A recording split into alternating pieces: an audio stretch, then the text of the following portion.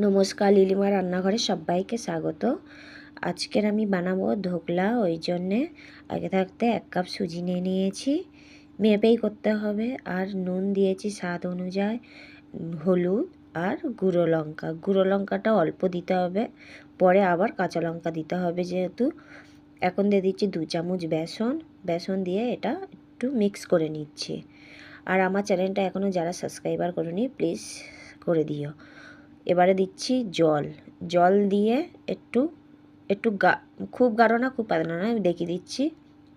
এই যে এরকম হবে। 5 মিনিট এটা ঢেকে রাখতে হবে। 5 মিনিট পরে খুলে একটু তেল আর এখানে ইনো নেব, দেখাচ্ছি আমি ইনোটা। এটা সুজিটা কত জলটা শুকিয়ে গেছে। এবার দিচ্ছি ইনোটা তো দিতেই হবে, নাহলে ফুলবে না।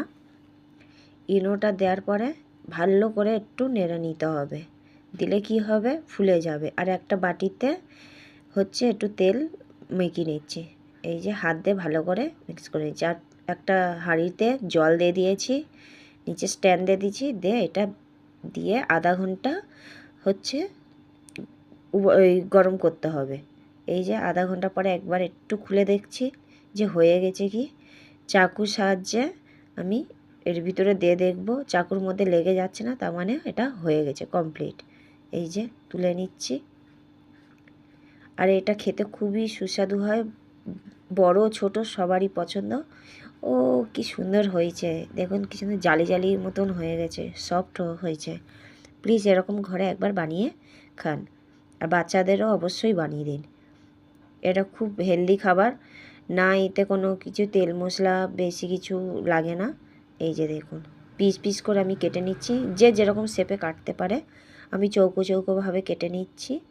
এই যে সাবস্ক্রাইবার করে লাইক করে আমার পাশে থাকুন। এই যে দেখিয়ে দিচ্ছি একটা কীরকম সফট হয়েছে। এই যে দেখুন কতটা সফট হয়েছে। এবারে এর তার একটা ছোঁক দিতে হবে ওপরে, কড়াইতে একটু তেল দিয়ে এবার দিয়ে দেবো সর্ষে দেওয়ার পরে কারি পাতা কাঁচা লঙ্কা সব তেলের মধ্যে দিয়ে দিতে হবে একসাথে, যাতে একটু কারি পাতাটা একটু ভাজা ভাজা হয়। এই যে কারি পাতা দিয়ে দিলাম, আর এবার দিয়ে দেবো কাঁচা লঙ্কা।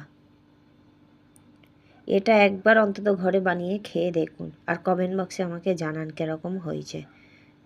আর এবার দিয়ে দেবো একটু জলটা তো দিতে হবে, জলটা খুব বেশি না, ধোকলা যেরকম সেই হিসাবে জলটা দিতে হবে। এই যে আমি